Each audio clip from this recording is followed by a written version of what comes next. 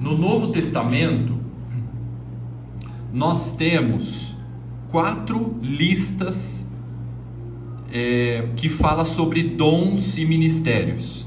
Tá? Nós estamos aqui com o tema dos dons e ministérios, e eu montei esse quadro, esse painel, para que a gente pudesse visualizar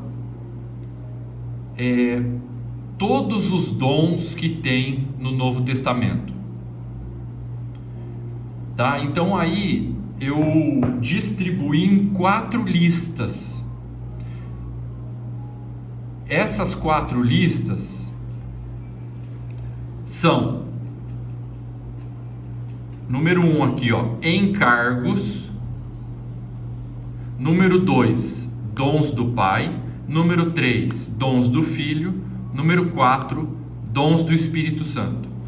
Tá? Eu enumerei só para uma questão de organização didática, tá? Mas isso não significa que é gradativa. A primeira é os encargos, aí depois eu vou para o segundo nível, que é os dons do Pai, depois o terceiro nível, os dons do Filho, e o quarto nível, os dons do Espírito Santo. Não é níveis assim gradativos, tá? São 4 listas, né? Então, porque são 4 listas, eu tenho que colocar um número 1, 2, 3 e 4 em alguma delas, e eu tenho que começar por alguma delas, tá? Mas não que seja gradativo, tá? Então, nós temos aqui nesse painel todos os dons do Novo Testamento, organizado em 4 listas. A primeira lista são os encargos. Quantos encargos tem? 2. Quais são eles? Presbítero e diácono. Qual é o texto que fala sobre isso? 1 Timóteo capítulo 3, versículo 1 e versículo 8. A segunda lista é os dons do Pai. Quantos dons do Pai tem? 7. Quais são eles? Profecia, ministério, que significa serviço, ensino, exortação, que significa fortalecer e não corrigir, como muitos pensam, contribuir, presidir, que significa liderar, liderança, e misericórdia. Aqui estão os 7 dons do Pai. Qual é o texto que fala sobre isso? Romanos capítulo 12, do 6 ao 8. Na terceira lista, nós temos aqui os dons do Filho. E eu já falo por que eu chamo de dons do Pai, do Filho e do Espírito Santo, e encargos. Na terceira lista, nós temos os dons do Filho, que são 5. Quais são eles? Apóstolo, profeta, evangelista, pastor e mestre. Qual que é o texto que fala sobre isso? Efésios capítulo 4, versículo 11. E aqui nós temos a quarta lista, que é os dons do Espírito Santo. Quantos dons do Espírito Santo tem? 9 dons. Quais são eles? Palavra de sabedoria, palavra de conhecimento, fé, dons de curar, operação de milagres, profecia, discernimento de espíritos, variedade de línguas e capacidade para interpretá-las. Qual que é o texto que fala sobre isso? 1 Coríntios capítulo 12, do 8 ao 10. Tá? Amém, gente? Deixa eu voltar aqui para eu ver vocês. Espera aí.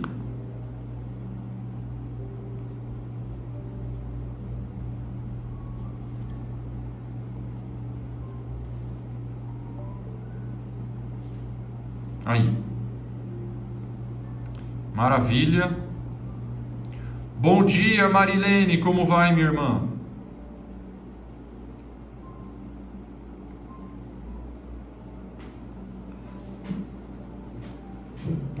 Muito bem-vinda aí à nossa reunião, Marilene. Acabamos de começar, tá? O assunto é dons e ministérios. Eu já vou voltar ali na lista que a gente estava vendo até agora, tá? Amém, gente? Então, olha só. Naquele painel ali, nós temos todos os dons do Novo Testamento estão ali. tá? E eu organizei em 4 listas: encargos, dons do Pai, dons do Filho e dons do Espírito Santo, tá? Encargos, quantos encargos tem? 2. E os dons do Pai, quantos são? 7. E os dons do Filho, quantos são? 5. E os dons do Espírito Santo, quantos são? 9. E os textos estão ali, tá? Agora eu vou voltar ali para aquele nosso painel para a gente ver por que eu chamo de encargos, por que eu chamo de dons do Pai, dons do Filho e dons do Espírito Santo, tá? Mas antes, alguém tem alguma pergunta até aqui?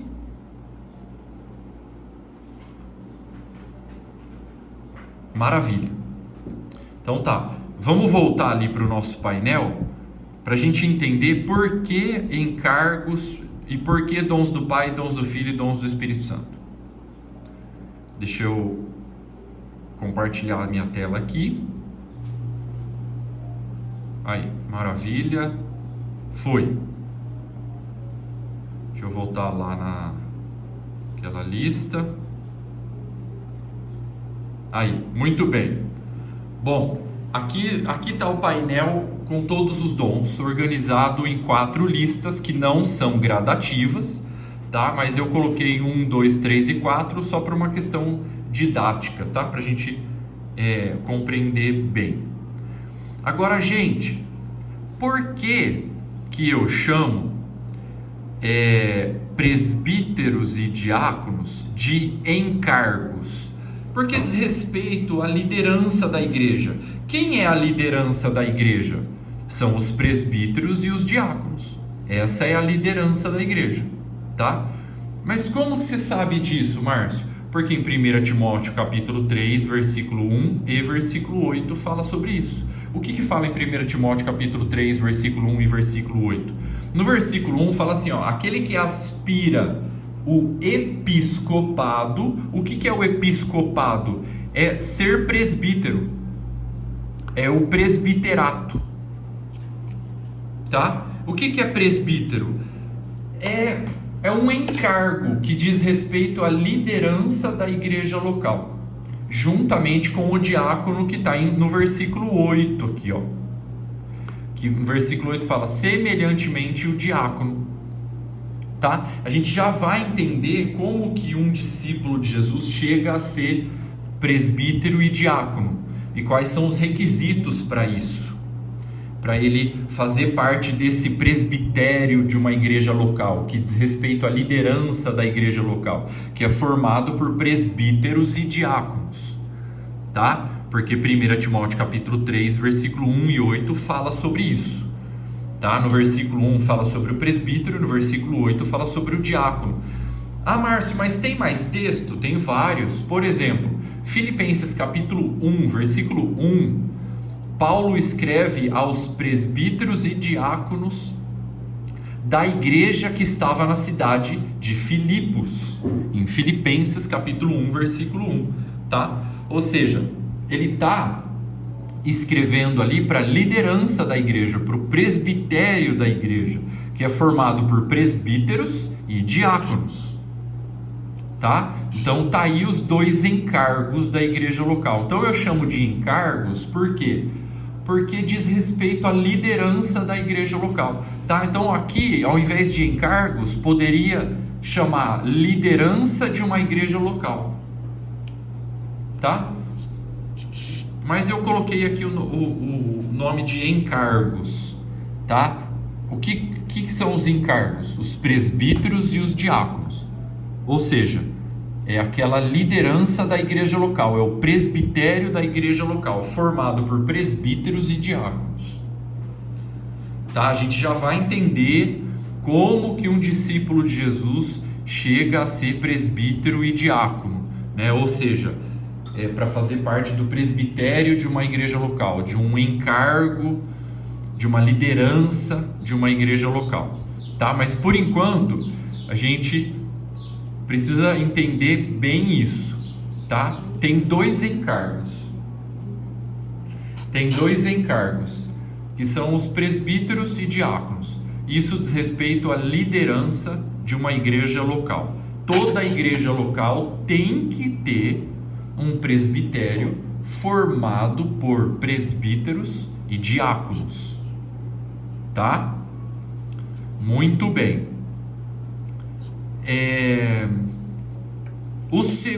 A segunda lista aqui, ó, que é os dons do Pai, que são 7. Por que eu chamo de dons do Pai? Por causa desse texto de Romanos 12, do 6 ao 8. O que diz? Vamos ler, é importante a gente ler esse texto aqui. Vamos abrir, gente, Romanos capítulo 12, do 6 ao 8. Vou saber em português. Romanos capítulo 12, por favor. Ô Márcio. Oi. Eu tirei um print da tela. Ah, tá bom, sem problema. Ótimo. Tá bom, né? Com certeza. Depois eu vou mandar esse painel aí no grupo também, tá? É isso que você tinha levantado a mão, Marilene? Não. Eu levantei. Não tem nada a ver, não. Ah, tá. Então tá bom. Eu tava escrevendo. Ah, tá. Então tá bom. É que agora que eu vi que tá a mão levantada aqui, eu falei, ué, será que ela quer perguntar alguma coisa? Não. Tá. Maravilha. Então, gente, olha só. Por que eu chamo de dons do Pai? Essa lista de Romanos capítulo 12. Por causa desse texto aqui, ó. Romanos capítulo 12, no versículo 3, diz o seguinte, ó: porque pela graça que me foi dada, digo a cada um dentre vós, que não pense além do que convém. Não pense de si além do que convém. Antes, pense com moderação. Presta atenção nessa parte agora. Segundo a medida da fé que Deus Pai repartiu a cada um. Aí agora, a partir de agora, ele vai entrar nos dons. É por isso que eu chamo de dons do Pai. Porque aqui está falando que Deus repartiu a cada um. E aí, logo em seguida, ele entra em 7 dons. Então é por isso que eu chamo de dons do Pai. Tá? Agora, aquela segunda lista, que é os dons do Filho, que são 5, apóstolo, profeta, evangelista, pastor e mestre. Por que eu chamo de dons do Filho? Vamos abrir em Efésios capítulo 4 para a gente entender isso? Efésios capítulo 4. Por que eu chamo de dons do Filho aquela terceira lista, na verdade, né? Dons do Filho. Por que eu chamo de dons do Filho essa terceira lista? Por causa de Efésios capítulo 4. Olha só o que fala em Efésios capítulo 4, no versículo 7. No versículo 7. A graça foi concedida a cada um de nós, segundo a proporção do dom de Cristo. E nos versículos seguintes, ele vai começar a falar dos dons, e no 11 ele fala de 5 dons. Interessante que no versículo 11 ele fala: ele mesmo concedeu. É ele quem? Cristo. Tá? Segundo o dom de Cristo, que subiu às alturas, desceu, no versículo 10, ó, e o mesmo que desceu, concedeu, esse que desceu, né, as regiões inferiores da terra, depois ressuscitou, concedeu uns para apóstolos, profetas, evangelistas, pastores e mestres. Quem? Jesus Cristo. Por isso que eu chamo de dons do Filho. Tá? Por isso que eu chamo de dons do Filho.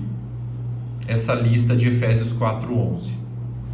Agora, por que a quarta lista lá, que tem 9 dons, por que eu chamo de dons do Espírito Santo? Vamos entender o porquê? Vamos abrir lá em 1 Coríntios, capítulo 12, que é onde nós encontramos a lista de que são 9 dons do Espírito Santo.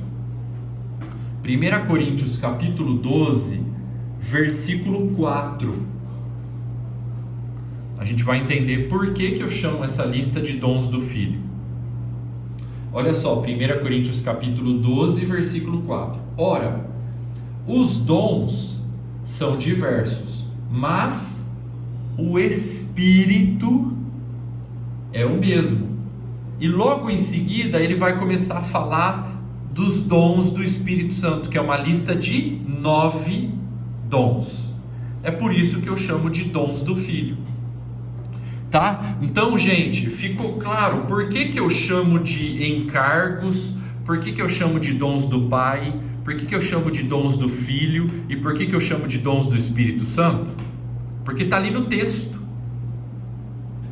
Está ali no texto, por isso que eu chamo assim. Tá? Amém? Perguntas, dúvidas, questionamentos, observações, tomates? Perguntas, tomates agora não. Cerca dos encargos. Esses encargos de diáconos e presbíteros, eles são concedidos. Eu estou te fazendo pergunta, mas eu sei que são concedidos basicamente por revelação do Espírito, né? O Espírito, que eu já vi uma passagem falando sobre isso. Mas eles podem ser direcionados também sem a direção do Espírito. Ou seja, alguém assumir essa liderança sem ter esse chamado da parte de Deus? Acontece pelo tempo inteiro. Se é possível acontecer isso? Sim.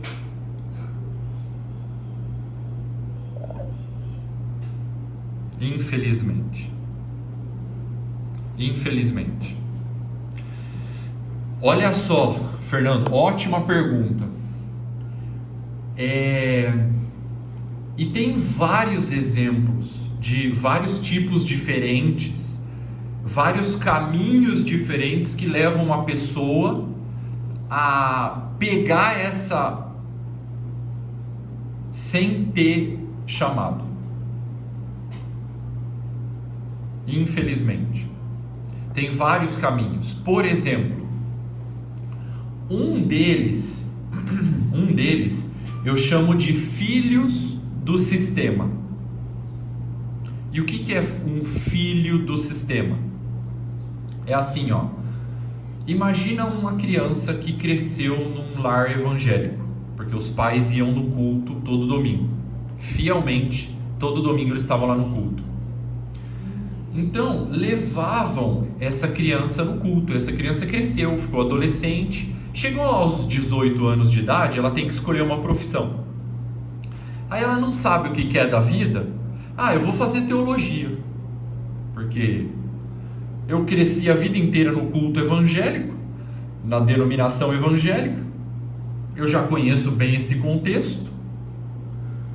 E eu não sei o que eu quero fazer da vida. Eu não sei se eu quero ser dentista, funcionário público, prestar concurso, médico, enfim, professor. Eu não sei o que eu quero fazer. Então eu vou fazer teologia. Aí ele vai lá e faz teologia, fica 5 anos. Ele sai da faculdade teológica um teólogo e não um presbítero. Porque o que forma um presbítero são outros presbíteros. O que forma pastor é outro pastor. O que forma evangelista é outro evangelista. O seminário teológico forma teólogos, não forma pastores. Aí ele sai da faculdade teológica, e vamos supor que ele fez a faculdade teológica lá de uma denominação específica.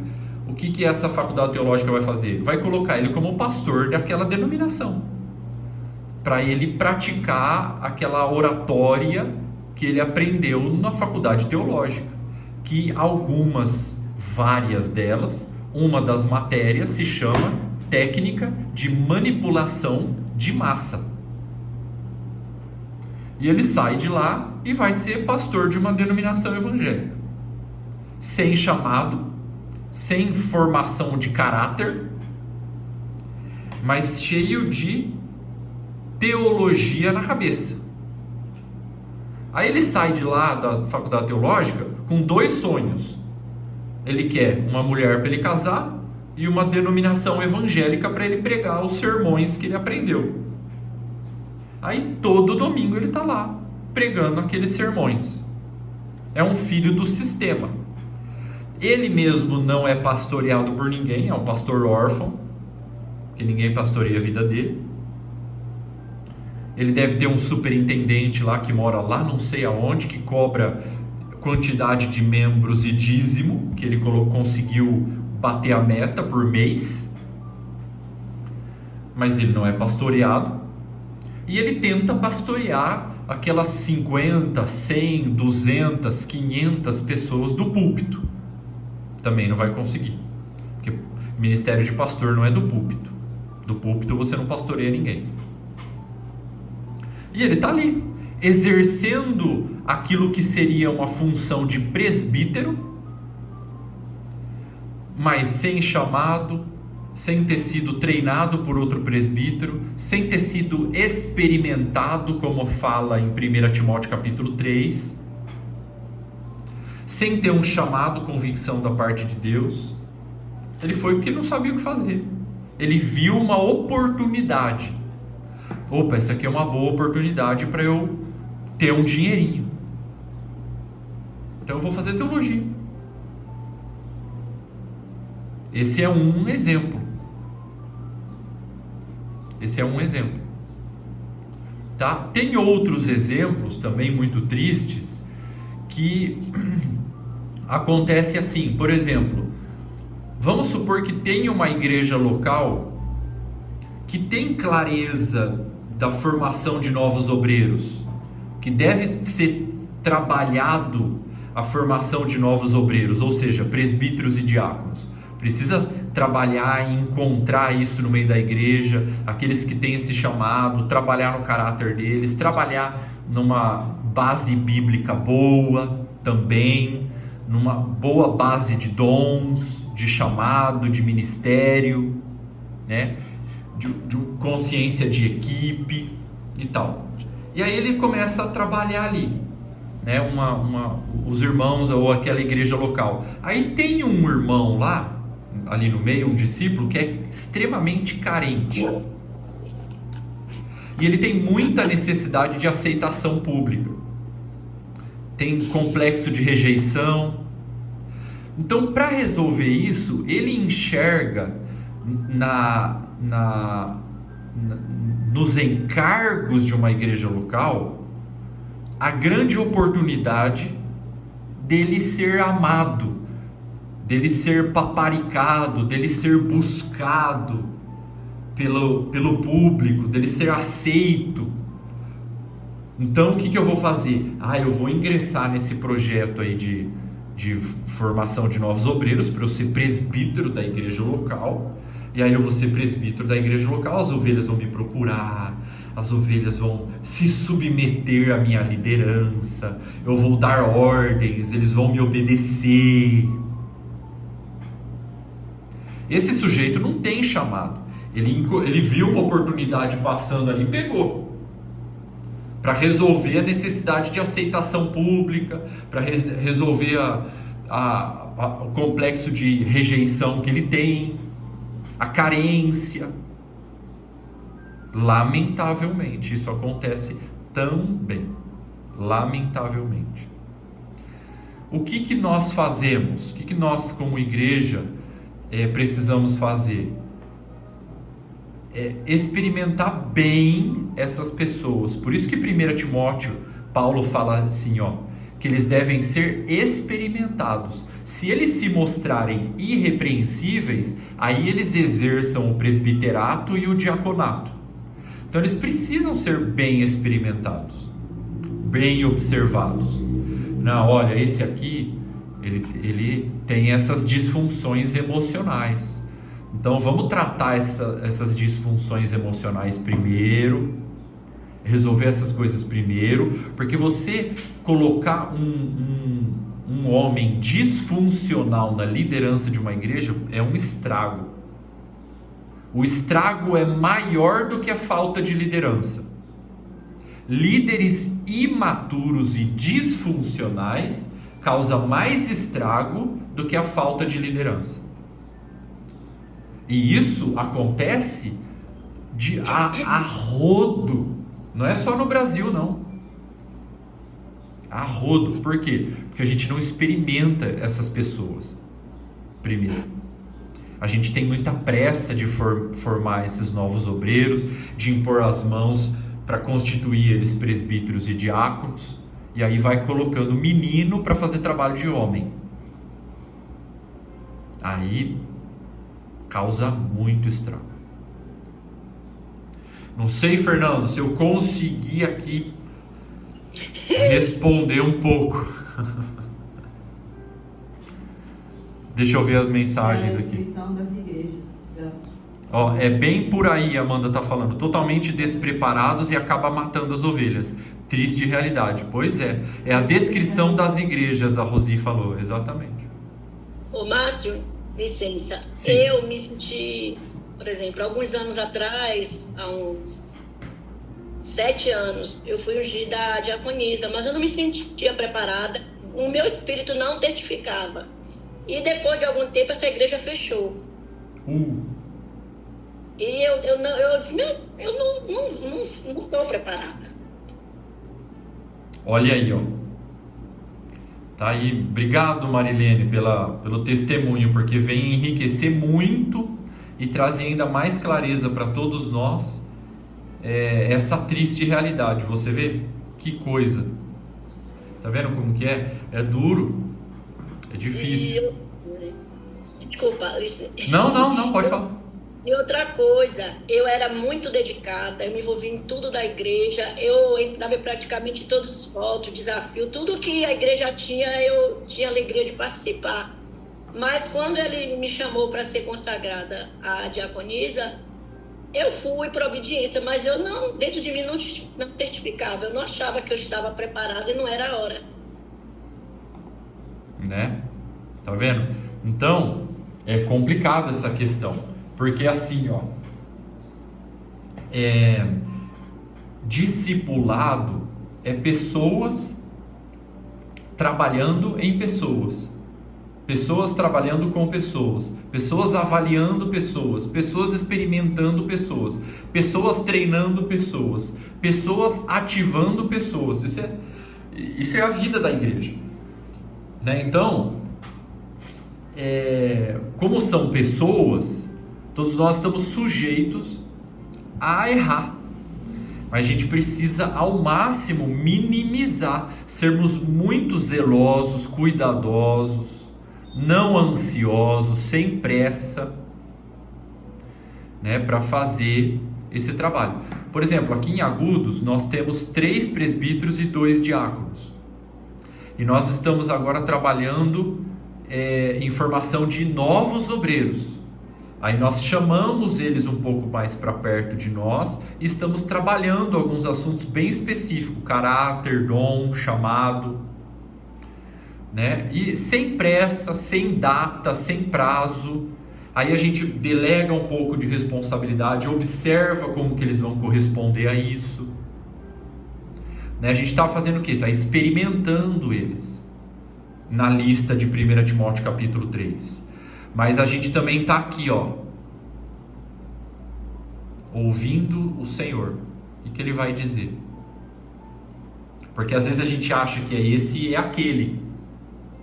Samuel, quem diga, né? Samuel, quem diga.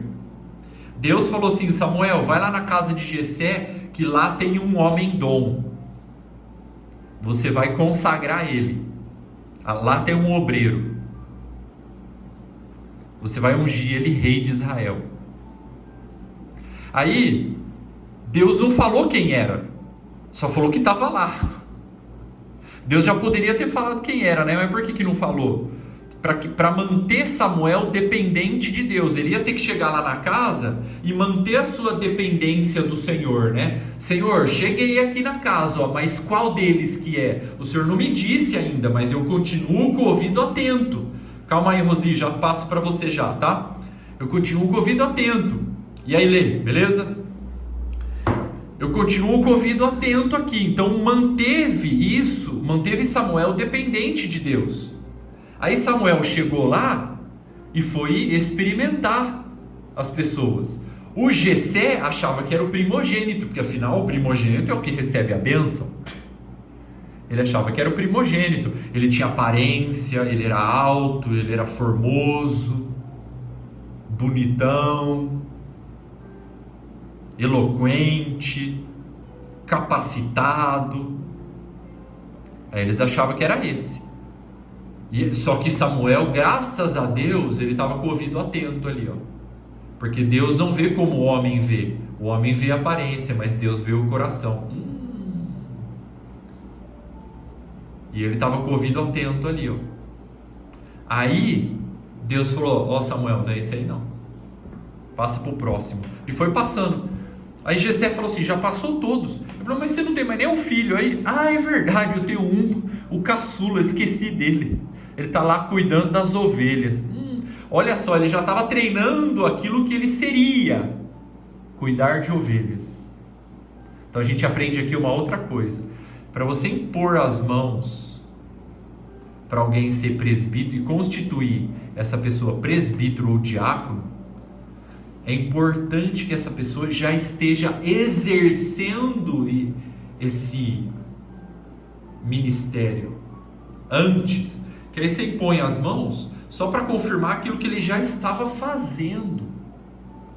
Não é que ele vai começar a fazer com a imposição de mãos para frente. Por isso que é importante fazer discípulos. Por isso que é importante o discípulo, para ele receber imposição de mãos, para ser presbítero ou diácono, ele já está cuidando de vidas. Porque como cuidará da igreja de Deus? Como fala em 1 Timóteo 3. Ele já deveria estar cuidando já de ovelhas, para ele agora só estender a sua esfera de ação para a igreja toda. Então, tem que tomar muito cuidado para experimentar, ouvir o Senhor, que não enxerga como o homem enxerga, não vê como o homem vê a aparência, mas Deus vê o coração. Então Samuel estava atento ali, antes de ungir aquele homem obreiro. Então você vê que os encargos presbíteros e diáconos é perigoso. Aconteceram já muitos erros, mas é vontade do Senhor a formação de novos obreiros, presbíteros e diáconos. Então a gente precisa fazer, mas sem errar. Amém, gente? Então, deixa eu ver aqui, ó. Por isso também vemos tantos escândalos envolvendo líderes. Com certeza, Eliane, imagina, um monte de gente despreparada, sem caráter, sem ter sido o caráter trabalhado por alguém que já tenha o caráter formado, trabalhando naquele que está com seu caráter em formação, porque discipulado é isso, pessoas tocando em pessoas, né? E aí põe lá como um líder, porque tem muito talento, tem muita eloquência, é carismático, tem dom musical. Vamos colocar esse aí na liderança porque vai atrair muita gente. Não, esse não é o critério. Não é esse o critério. O critério é 1 Timóteo capítulo 3, é Bíblia, é palavra de Deus.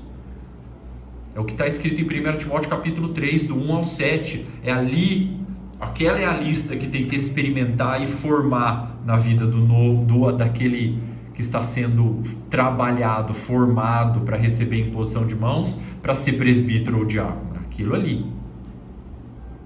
Tá? A Rosi tinha levantado a mão e a Eliane fez uma pergunta aqui. Rosi, diga. Vou botar aqui, estava escrevendo. Então, tá. A política de Jesus Cristo era formar discípulos, né? Então ele falava: abandona tudo e segue-me. Então eles eram pescadores de homens. A política das igrejas atual é ganhar dinheiro. Então eu lembro que logo que eu entrei na Adventista, eles já me colocaram, eu estava fazendo discipulado ainda, eles já me colocaram para pregar, para fazer pregação. Então eu tinha todas as quartas-feiras, eu tinha que pregar na igreja. E eu também dava discipulado, estando ainda aprendendo.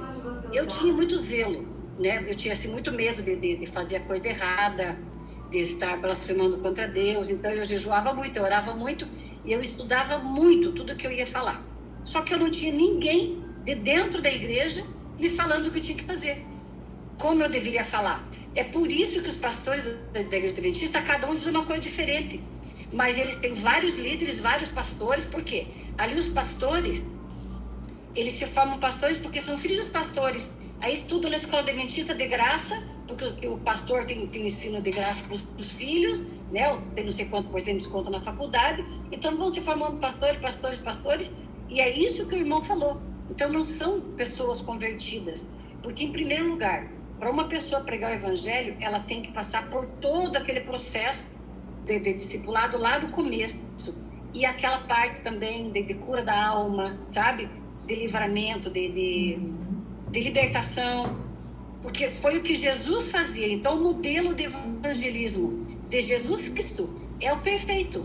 Não existe outro. Infelizmente, as igrejas estão assim, desacreditadas por muito. Quando a pessoa começa a enxergar um pouquinho mais, ter a clareza do Espírito Santo, ela percebe que está tudo errado e dela acaba saindo, infelizmente. Então você descreveu exatamente as igrejas e foi bastante importante a pergunta do irmão Fernando, porque isso abriu um leque de questões, né?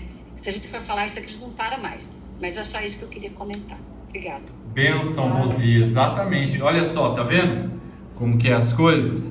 Precisa, aquele obreiro, né, aquele obreiro que tem dom, que tem chamado, ou supostamente tem, ele precisa ser trabalhado, precisa ser discipulado, ele precisa ser, né? Aliás, não é só aquele futuro obreiro, todos os discípulos precisam ser discipulados, coisa que a gente até já tratou na revisão dos fundamentos, né? Porque ministério de pastor não é do púlpito não dá para você pastorear ninguém, a base da igreja está nas casas, a gente lê os textos. Então, por exemplo, amanhã nós temos a nossa reunião geral aqui, tem 50 discípulos lá. Aqueles 50 discípulos, eu não pastoreio a vida deles do púlpito. Primeiro porque o nosso presbitério local aqui é plural, tem 5 homens com as suas auxiliadoras idôneas.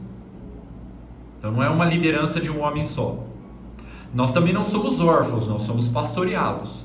O presbitério local aqui é pastoreado pelo Daniel Souza lá de São Vicente. Ele também é pastoreado pelo John e pelo Azaf de Porto Alegre. Então, nós não temos pastores órfãos, filhos do sistema.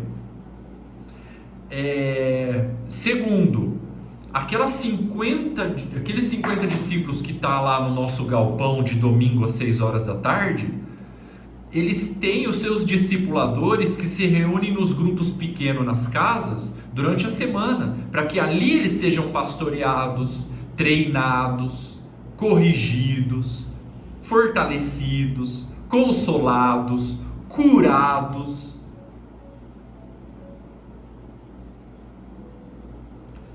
Porque teve um discípulo que pregou o evangelho para 5 pessoas, batizou as 5 pessoas e agora está cuidando dessas 5 pessoas, porque Jesus mandou fazer discípulos em Mateus 28, batizando e ensinando, né? Então todos estão sendo discipulados. Agora nós que estamos já no ministério, desde 2016 recebemos imposição de mãos, mas eu já estava funcionando no ministério há muitos anos antes, mas a gente recebeu imposição de mãos em 2016. Né? E aí, a partir disso, a gente já começou a organizar algumas coisas melhores, assim, no presbitério aqui da igreja local. Aí a gente tem mais experiência com isso. Então agora a gente chamou alguns irmãos mais para perto, que já estão cuidando de vidas, e estamos trabalhando especificamente com eles. Aquilo que nós já fazemos há muitos anos.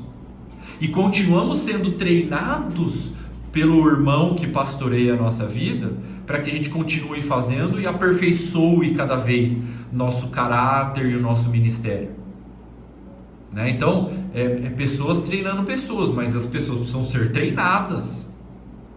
É muito importante isso daí. Tá? Deixa eu ver aqui, acho que a Eliane tinha mandado outra mensagem aqui, Eliane.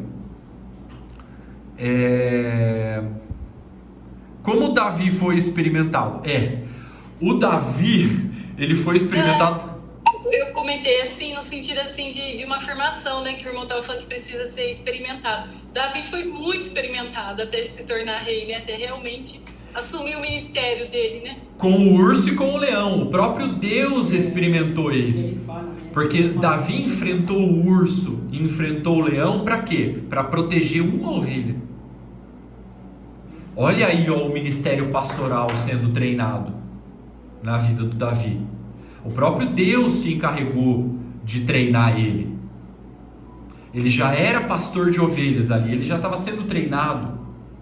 Recebeu a imposição de mãos agora para pastorear todo Israel como um rei, né? Então ele já estava sendo experimentado. Agora no Novo Testamento, com os dons, a distribuição dos dons e ministérios pelo Espírito Santo na vida de todos os irmãos, e a importância de formar novos obreiros, agora precisa, e agora também com uma lista que Paulo nos deixou em 1 Timóteo capítulo 3, aquela lista precisa ser observada. Eu vou experimentar esses irmãos naquela lista ali, sem pressa, né? Vamos junto com o Espírito Santo, ouvindo o Senhor, na dependência do Senhor, na dependência do Espírito Santo, que conhece os corações, que não vê como o homem vê, mas nós temos uma lista ali para poder trabalhar e observar, né? Aí a gente vai delegando responsabilidades. Por exemplo, na ceia aqui, o presbitério local nem se preocupa mais com a ceia. A gente encarregou para esses irmãos que nós estamos experimentando. Eles já estão cuidando de vidas, que eles mesmos ganharam, eles mesmos pregaram, batizaram, estão cuidando. Nós treinamos eles, todos eles são discipulados, cada um com o seu discipulador, nos grupos, nas casas.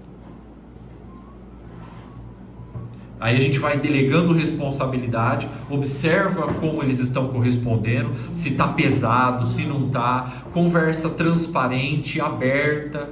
Irmão, está pesado? Irmão, se você não tem esse chamado, fica livre, você não vai ir para o inferno por causa disso. Você vai continuar sendo discípulo, vai continuar no nosso meio, vai continuar sendo amado, vai continuar sendo discipulado. Só não vai estar nesse projeto de formação de novos obreiros e está tudo bem, ninguém é obrigado. Por isso que fala em 1 Timóteo capítulo 3, aquele que aspira. Então é importante ele aspirar, desejar. Essa palavra aspirar significa se esticar para alcançar. Então é importante tudo isso daí. Tá, Eliane, consegui aí mais ou menos? Maravilha. Deixa eu ver aqui mais os pontos. Alessandro, os pontos que Paulo cita em Timóteo sobre requisitos para quem almeja o presbitério e o diaconato, acho que é assim que fala. Apenas uma característica se refere à habilidade, a capacidade de ensinar, as demais características em relação a caráter. É isso mesmo, exatamente. Aquela lista de 1 Timóteo 3 ali, que tem que experimentar esses aspirantes, vamos dizer assim. Aquela lista ali é tudo requisito de caráter. Uma só fala sobre habilidade ministerial. Né? Ou seja, você vê que o caráter ele é um ponto delicado para que esse discípulo receba a imposição de mãos para exercer o presbiterato e o diaconato. Amém, meus irmãos? Maravilha. Deixa eu anotar uma coisa aqui para eu não esquecer.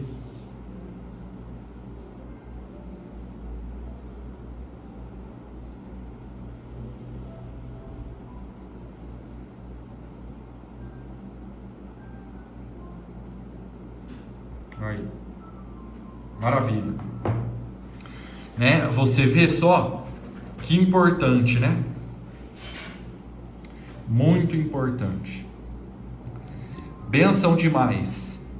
Mais alguém? Alguma pergunta? Dúvida? Alguma observação? Dou-lhe uma. Dou-lhe duas. Dou-lhe três. Esse estudo é muito bom porque nos ensina, né, que a gente primeiro precisa ser gerado para poder gerar outra pessoa semelhante, né? Uma ovelha gera ovelha. Do mesmo jeito que pastor gera pastor, evangelista gera evangelista, profeta gera profeta. Exatamente. Exatamente. Maravilha, gente. Benção demais.